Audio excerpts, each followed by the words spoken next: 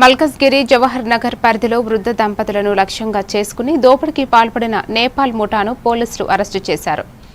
కౌకూర్లో అంతర్జాతీయ ఆర్బిట్రేటర్ మురళీమోహన్ ఇంట్లో జరిగిన దోపిడీ కేసును ఛేదించి 4 నిందితులను అదుపులోకి తీసుకున్నారు. పని మనిషిగా మహిళను ఇంట్లో చేర్పించి పుట్టినరోజు వేడుక పేరుతో ఇంట్లోకి ప్రవేశించిన నిందితులు వృద్ధ దంపతులకు మత్తుమందు ఇచ్చి చేతులు కాళ్లు కట్టేశారు. అనంతరం 60 తులాల బంగారం, 15 కిలోల వెండి, డాలర్లు, మొబైళ్లు దోచుకెళ్లారు.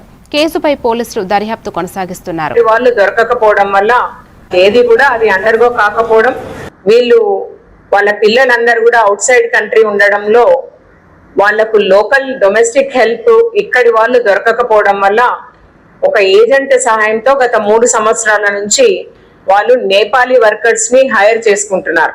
ఎవరో చాలా బాగా మమ్మల్ని చూసుకుంటున్నారు అన్న ఒక భావన కలిగించేంత వరకు ఉన్నారు.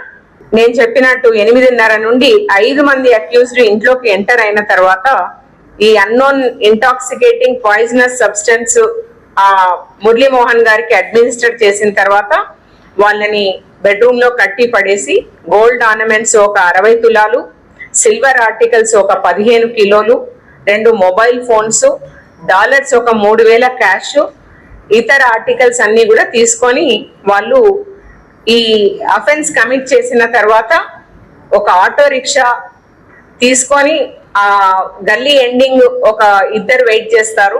వీళ్ళ స్కూటర్ మీద ఒక కపులు, మిగిలిన వాళ్ళందరూ కూడా ఆటోలో బయలుదేరి వెళ్ళిపోతారు.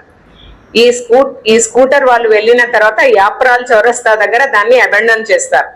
వీళ్ళ ఫోన్స్ వాళ్ళే తీసుకెళ్లిపోతారు.